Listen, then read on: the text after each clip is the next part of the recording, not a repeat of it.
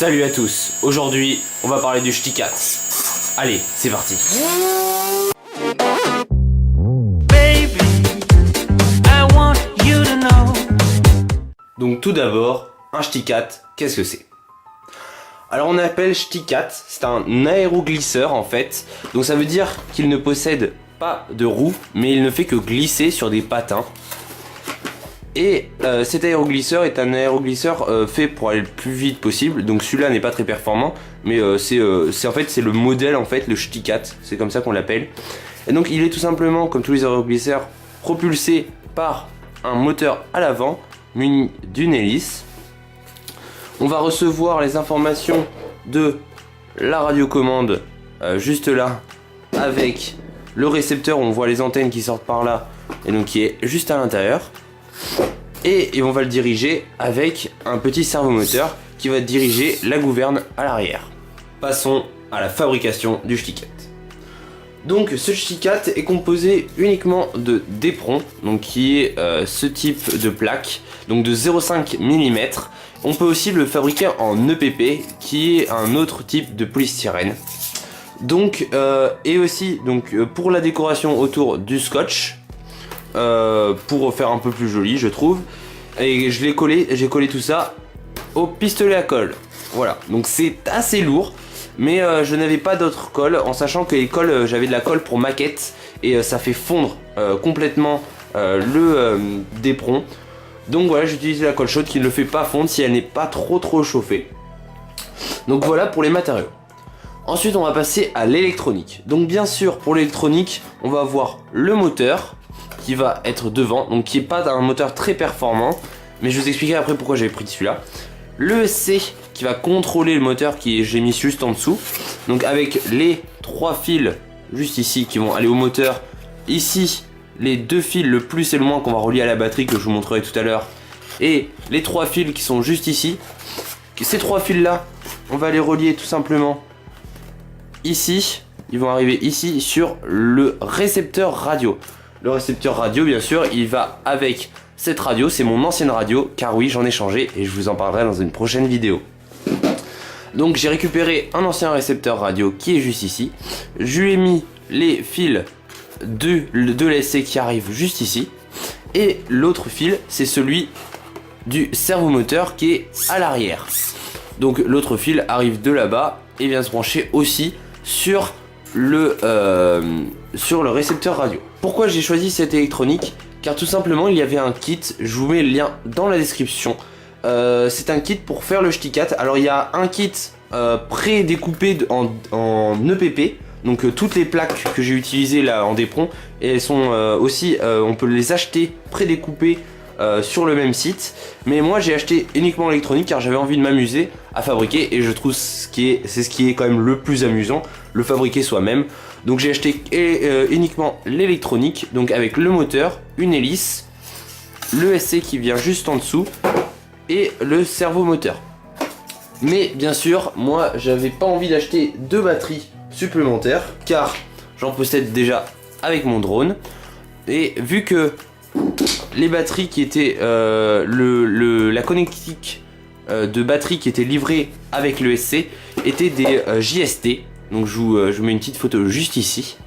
Moi j'ai dû acheter aussi des connectiques de batterie comme ça, c'est des XT60, donc qui vont avec les batteries de mon drone pour directement brancher dessus. Donc là c'est du 3S, ça marche très bien 3S, mais si vous n'avez pas de batterie déjà, je vous conseille de rester avec la JST, donc la prise qui est déjà fournie dessus, et acheter des batteries 2S, car ça fonctionnera mieux avec ce moteur, parce qu'avec ces batteries là le moteur chauffe un peu. Donc je vous conseille, moi c'était pour payer moins cher au final en fait. Sinon toute l'électronique de ce kit est très bien. Le moteur est très bien pour débuter. Il n'est pas super performant, mais ça suffit largement pour débuter. Donc c'est super bien et il coûte pas très cher. Je vous mettrai le prix juste ici parce que je ne m'en souviens plus. Donc maintenant comment j'ai fait? Donc j'ai mis bien sûr le petit servomoteur moi sur le côté arrière. Je sais que beaucoup de gens vont le mettre en dessous, juste ici, et vont mettre une tige jusque là. Mais moi j'ai trouvé ça plus pratique de mon côté de le mettre ici. Donc voilà, chacun fait comme il veut. Moi je l'ai mis ici, mais normalement il est en dessous je crois. Donc chacun fait comme il veut. Ensuite j'ai fait un trou juste ici pour pouvoir justement loger ma batterie sans trop de peine.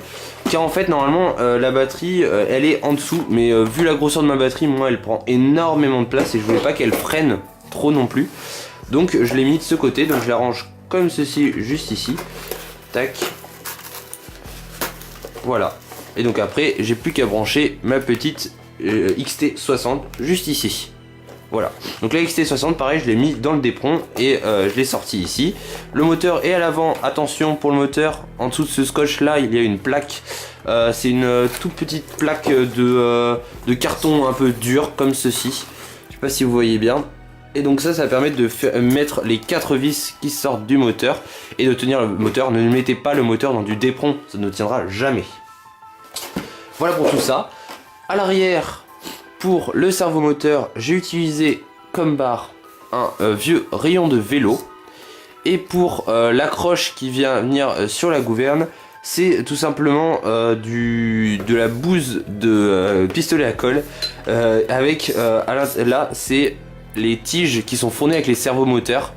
Donc vu qu'on a besoin de cette tige là, j'ai pris les deux autres et je les ai fixés dans le d'éperon.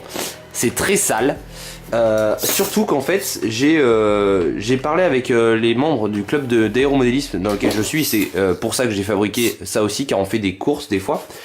Et en fait avant je l'avais mis carrément à 90 degrés par rapport à la gouverne. Et en fait il faut pas du tout faire ça. Il faut en fait que l'axe qui soit juste ici là, cet axe là, soit sur cet axe là en fait. Donc on peut le voir là, c'est presque bon, il manque quelques centimètres, quelques millimètres je veux dire. Et donc là voilà, faut que ça soit aligné entre les deux. Et donc c'est pour ça que j'ai fait des modifications, que ça fait une grosse bouse de pistolet à colle, tout simplement. Voilà, je pense que j'ai tout dit. J'ai bien sûr fait une petite encoche ici pour mettre mon petit combiné. Donc si vous ne le connaissez pas, je vous invite à voir mes anciennes vidéos. C'est un petit combiné caméra émetteur avec le petit trou ici pour glisser sa batterie. Comme ça je pourrais faire du FPV avec ce stick. Voilà. Maintenant je vais passer à mon avis. Donc je trouve la construction de ce stick super intéressante pour plusieurs points.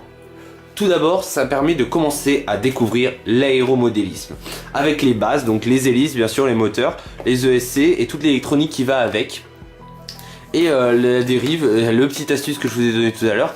Ça, c'est plein de choses que, en rencontrant des gens qui connaissent déjà l'aéromodélisme, avec un stick, on est au sol, on n'a aucun... Je vais pas dire qu'on peut pas casser parce qu'on va rencontrer des fois soit des murs soit d'autres joueurs qui vont nous découper le d'éperon très rapidement. Mais ça permet d'être sécurisé et de faire quelque chose d'assez simple à piloter et de découvrir tout simplement les bases de l'aéromodélisme. De plus, c'est super fun à faire, à construire. Moi j'ai mis peut-être 2 jours, voire 3 pendant des vacances pour m'amuser à faire un patron à la base en carton que j'avais fait pour voir si les dimensions étaient bonnes, à reporter sur du d'éperon, à tout découper, à faire tout ça et à essayer de trouver des choses. Par exemple là on peut voir que je me suis loupé, après j'ai remis du d'éperon par dessus, donc c'est pas très propre, il faut que j'en fasse une version supplémentaire quand bien sûr celui-là sera totalement bien déterminé et qu'il soit fini et tout ça, peut-être que j'en ferai une version 2. Mais en tout cas c'est super fun, dès qu'on aime bricoler c'est super cool à faire. Sur ce, n'hésitez pas à lâcher un petit like si la vidéo vous a plu, à vous abonner si ce contenu vous plaît, car je fais aussi du drone et du bricolage. N'hésitez pas à partager la vidéo si vous voulez que d'autres gens la voient. Et on se retrouve pour une prochaine vidéo, peut-être la présentation de ma nouvelle radiocommande. Allez, salut!